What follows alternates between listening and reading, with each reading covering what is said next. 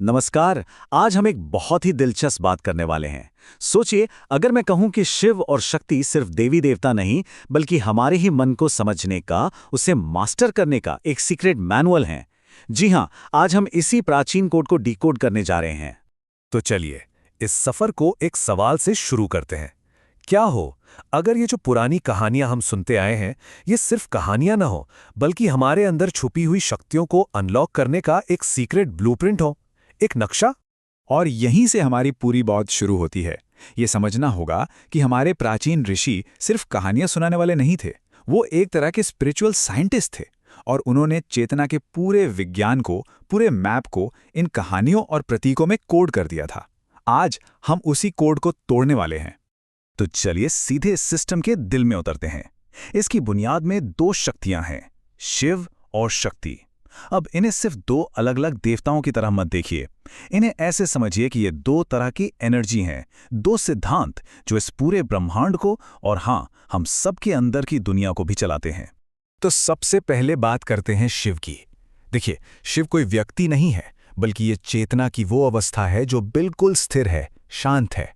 ये हमारे अंदर का वो हिस्सा है जो हमारे मन में चल रहे विचारों, इमोशंस, इस पूरे ड्रामे को बस एक साइलेंट ऑब्जर्वर की तरह देखता है, बिना उसमें उलझे। इसी को कहते हैं साक्षी भाव। अब जरा इन प्रतीकों को देखिए। ये सिर्फ तस्वीरें नहीं, ये कोड हैं। जैसे तीसरा नेत्र, इसका मतलब है सही गलत, अच्छा बुरा, इन सब से ऊपर उठकर देखने की समझ। त्रिशूल का मतलब है अपनी तीन मुख्य ऊर्जाओं पर पूरा कंट्रोल। और शरीर पर भस्म, यह हमें याद दिलाता है कि हमारी असली पहचान इस शरीर से कहीं ज्यादा गहरी है। यह भौतिक चीजों से डिटैचमेंट का सिंबल है। अगर आज की भाषा में इसे समझें तो शिव वही ऑब्जर्वर स्टेट या मेटा अवेयरनेस है जिसकी बात मॉडर्न साइकोलॉजी भी करती है। ये हमारे दिमाग में जो हर वक्त शोर चलता रहता है ना, उस शोर के पीछे की शांति और क्लैरिटी है। ये वो जगह है जहां से बिना भावनाओं में बहे सही फैसले लिए जा सकते हैं। तो एक तरफ शिव हैं, शांत ऑब्जर्वर, और दूसरी तरफ है शक्ति। अगर शिव स्थिरता है तो शक्ति गति है। ये वो डायनामिक क्रिएटिव एनर्जी है, वो इंजन है जो हमारे हर विचार को, हर सपने को हकीकत में बदल देती है। असल में जो कुछ भी हम अपने आसपास देख रहे हैं, वो शक्ति का ही रूप है। और ठीक शिव की तरह शक्ति के प्रतीक भी असल में कोड हैं। उनकी बहुत सारी भुजाएं हमारी मल्टी डायमेंशनल पावर को दिखाती हैं।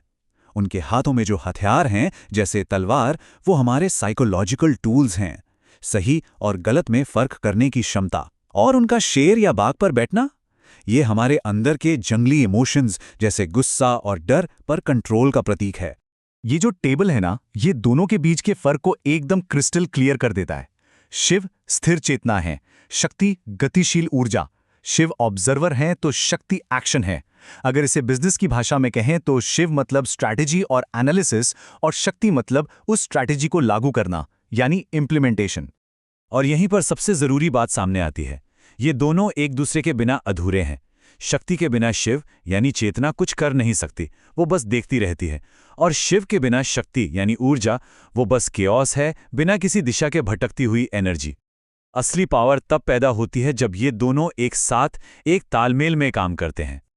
अच्छा, तो ये सब तो हो गई थ्योरी, लेकिन सवाल ये है कि हम इसे अपनी जिंदगी में कैसे उतारें। इसका जवाब है नवदुर्गा में। इसे सिर्फ त्योहार की तरह मत देखिए, ये असल में हमारी एनर्जी को अपग्रेड करने का स्टेप बाय स्टेप एक पूरा 9 स्टेप ऑपरेटिंग मैनुअल है। ये देखिए, ये जो मैप है ना, ये हमारी आगे की यात्रा का पूरा रोड मैप है। ये सिर्फ 9 देवियों की कहानियां नहीं है, बल्कि ये चेतना के विकास का, इवोल्यूशन का एक पूरा सिस्टमैटिक रास्ता है। हर एक रूप एक खास स्टेज और एक खास फंक्शन को दिखाता है।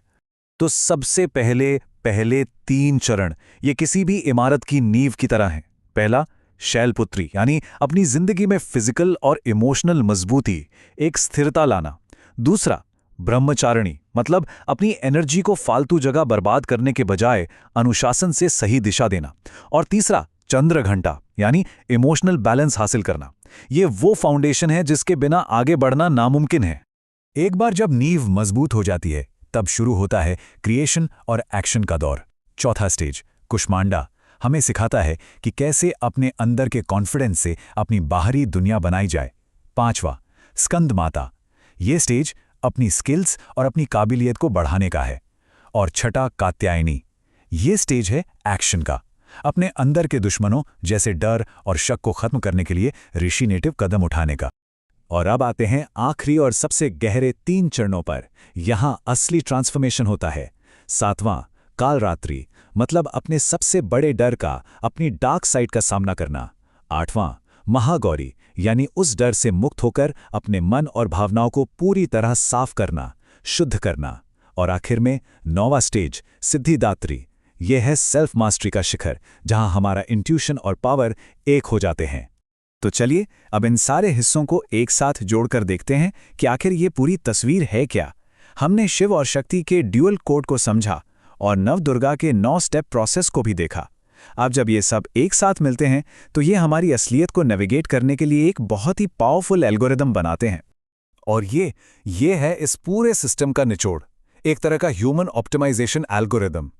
ये कोई पूजा पाठ का नियम नहीं, बल्कि खुद को बेहतर बनाने का एक प्रैक्टिकल 9 स्टेप फॉर्मूला है। पहले स्थिर हो जाओ, फिर अनुशासित बनो, संतुलन बनाओ, फिर कुछ नया क्रिएट करो, खुद को ग्रो करो, एक्शन लो, खुद को ट्रांसफॉर्म करो, मन को साफ करो और आखिर में मास्टरी हासिल करो। तो आखिर में ये सारा ज्ञान हमें सिखाता क्या है? बात बहुत सीधी है। ये हमें सिखाता है कि अपनी बाहरी दुनिया को बदलने का रास्ता हमारी भीतरी दुनिया से होकर गुजरता है।